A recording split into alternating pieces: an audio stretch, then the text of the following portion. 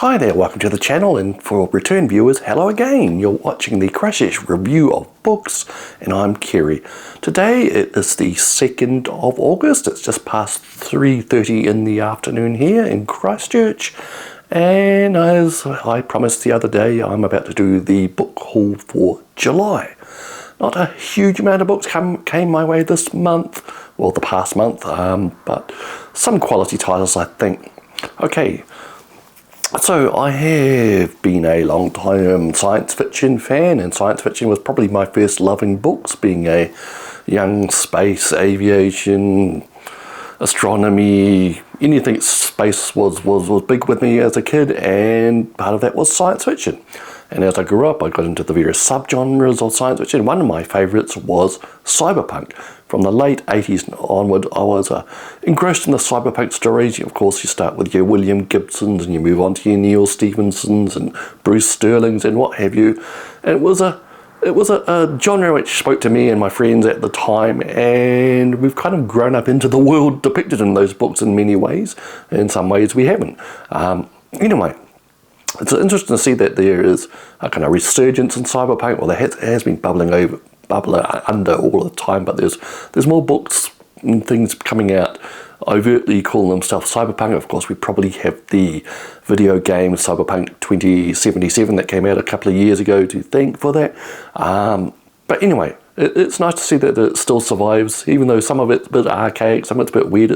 But I think it's the kind of retro-futuristic aspect of it which does still appeal to me. It's a futurist scene from the 1980s, and not necessarily how things actually went or how we'd like things to go. And it was a message about a possible dystopia, which we've kind of blundered our way into in the real world. And anyway, sometime last year, I think I stumbled across an article online. I can't remember what website it was on, and it was a kind of article about cyberpunk issues, and the byline said it was adapted from a book, and that book was the Routledge Companion to Cyberpunk Culture.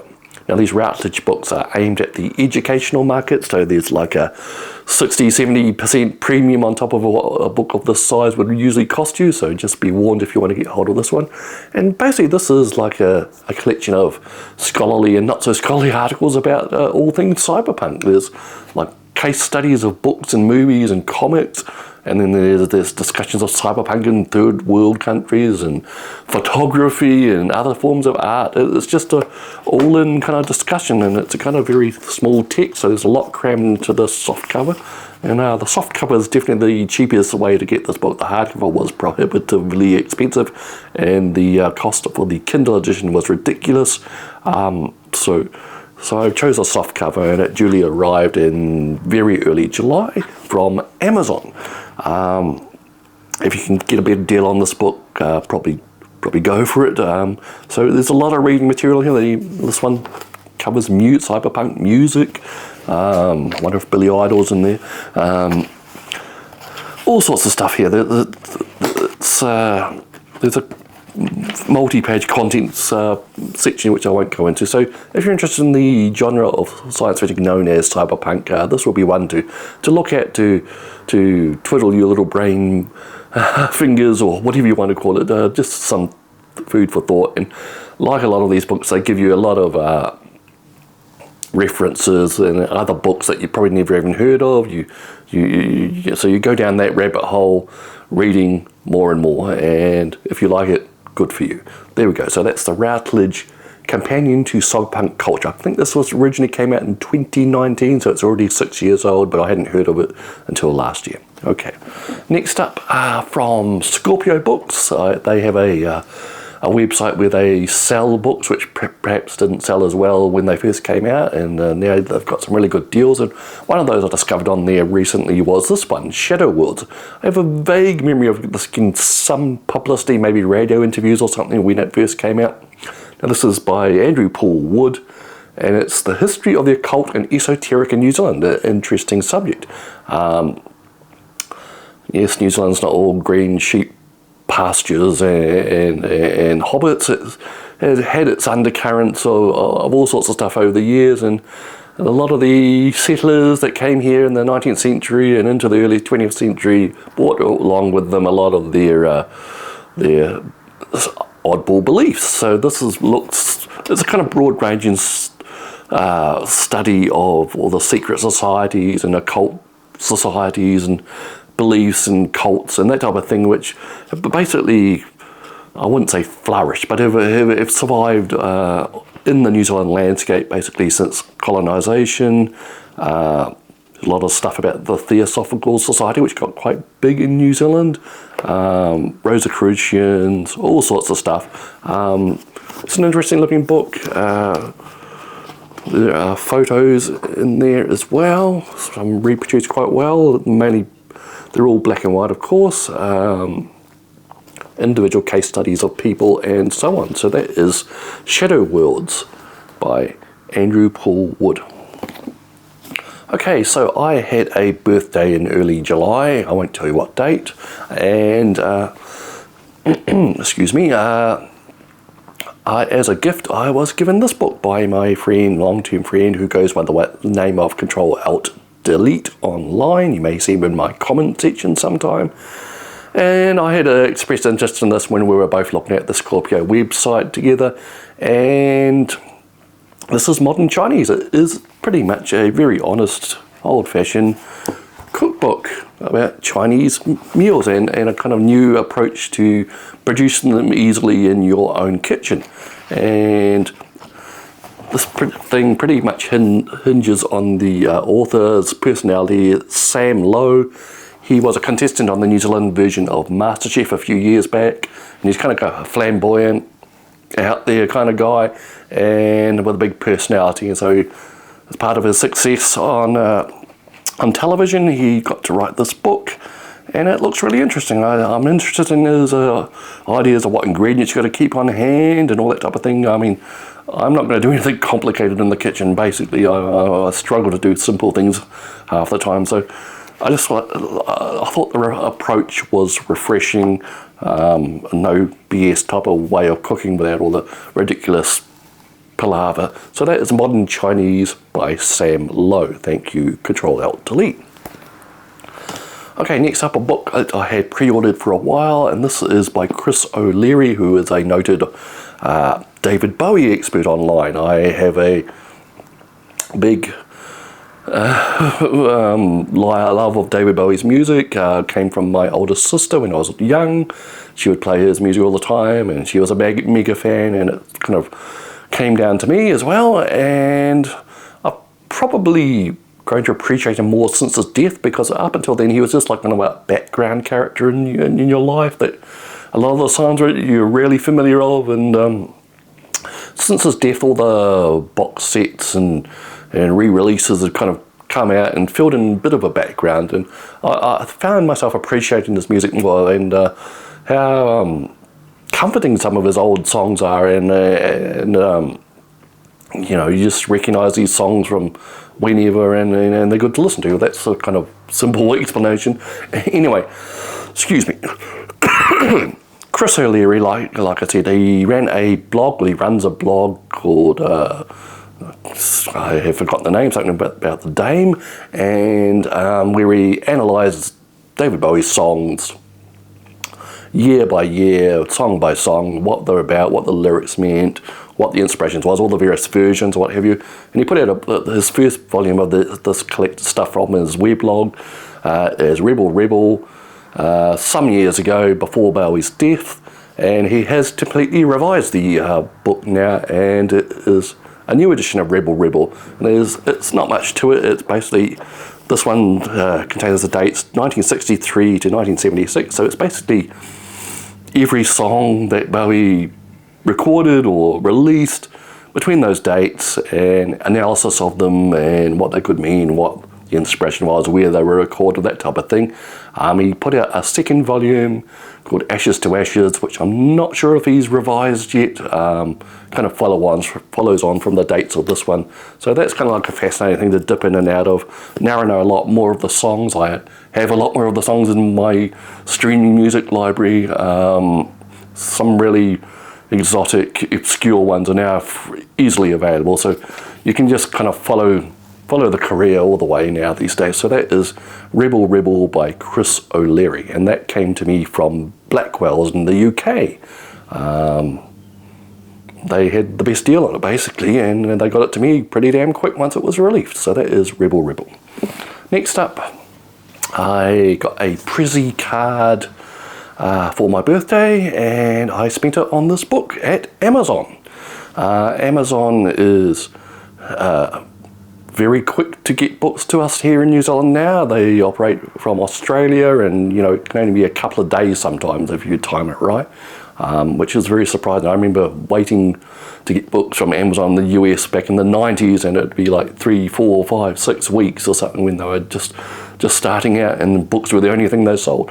So this is a design of books. It's pretty much what it says. A book designer, Debbie Byrne, has written this and compiled it, and it is basically takes you all through the different design features of your average book, or different types of books, and how they are put together, what the editors and cover artists and designers actually do. And there are a lot of helpful diagrams and charts showing you these things. This book had been on my wish list for a couple of years now. Maybe, I think it's been a couple of years. So there's also an extensive glossary telling you all book-related terms. I thought this was very interesting as a book lover to have something like this on hand. All different sections there, so the cover. So that is The Design of Books, Subtitles, and Explainer for Authors, Editors, Agents, and Other Curious Readers by Debbie Byrne. Okay, so next we skip over to RTBs in Wellington, the large New Zealand used book purveyors, with a really great website which I check pretty much every day for the latest treasure they have on offer. And a few weeks ago they put up this. This is Blue Smoke, The Lost Dawn of New Zealand Popular Music, 1918 to 1964 by Chris Burke. Now this is a book I wanted to buy years ago when it was still available new, but I never got a chance. So I grabbed this one when I could find a copy on RTBs recently, and it is pretty much what it says. It is a history of New Zealand music, first half of the 20th century basically. There's this kind of popular image in New Zealand that basically there was no popular music, or it was all ballroom and classical music before rock and roll came along and changed everything. And that Chris Burke basically came along several years ago and proved that to be false. There's all sorts of artists inspired by overseas artists or doing their own thing, all sorts of subgenres and what have you, and they're all contributing to a musical culture which we kind of ignored or forgot about for a long time. Now this was made into a radio program that played on Radio New Zealand over the last decade or so, and that's where I first caught up with it, and I found it very fascinating. Of course the audio version had all the songs included, so I'm sure you could probably track them down these days. So like everything else I've just shown you so far, this is fully illustrated, photos of the musicians involved, and stories of where they came from and how they produced their music, all sorts of stuff, all the trends and the failures and the successes and so on, and basically how music really came about in modern New Zealand. So that is Blue Smoke by Chris Burke. Chris Burke is a fairly famous music journalist here in New Zealand, if such a thing still exists. And Blue Smoke was the name of the first single produced entirely in New Zealand. It was by an artist called Pixie Williams. It was a New Zealand written and recorded song which overseas artists actually lifted and recorded as their own. So that was New Zealand's contribution to things. Okay, so last but not least, we're still in the world of music, and this book, Love and Fury, The Extraordinary Life and Death and Legacy of Joe Meek.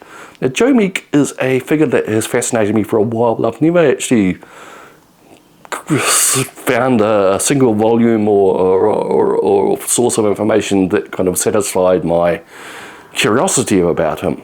Now, you may be familiar with the 60s song Telstar, which was inspired by the first communication satellite of the same name, Telstar. I'm not going to hum the tune to you. You can look it up on the internet and hear it in 30 seconds. It's a very familiar tune. Whenever they show clips of the 60s or so, early 60s or something on a TV documentary, this song will be playing in the background and so on. Now, the mastermind behind that song and so much else in the early 60s was Joe Meek. Joe Meek was a complicated figure. There's lots of stories and rumours about him. That's how I started. When I was interested in the song Telstar, there was all sorts of innuendo and stuff about Joe Meek out there. How much is true, I don't know, but I'm looking forward to find out. Joe Meek was an openly gay man when that was still illegal in the 1960s in England, and he came across the law several times because of that. He was also suffering from various mental health and anger issues. He could go into rages and fury, and he met a sticky end after, it is alleged, he shot his housekeeper and then turned the gun on himself. And this has been likened to the life of Phil Spector, the American equivalent. Now, Joe Meek's claim to fame, he was one of the first people that used a recording studio as like another instrument to add layers onto music. He was like the superstar producer before that actually exists most places in the world, and he produced a string of hits for artists in the early 60s into the late 60s. Other people came along like the Beatles and whatever, started making his type of music irrelevant. I don't think things went well from him towards the end. And there's also another layer which he was supposedly connected with Gangland London, the Cray twins, etc. There's all sorts of rumours about that, and we don't know how much of that is true. Well, I hope this book actually delves into this. So this will be interesting. I'd like to find out the definitive story of such a thing as this. So that is Love and Fury, The Extraordinary Life and Death and Legacy of Joe Meek. So that pretty much wraps it up, almost at the 18 minutes mark. So I will leave it there. Hope you've enjoyed the look at the books I came across in July. I am going to pretty much call my jets buying books for the immediate future. I need to save some money. I know I keep saying that, but I really do. So maybe next month's August book, or maybe a little smaller even than this one. We'll see.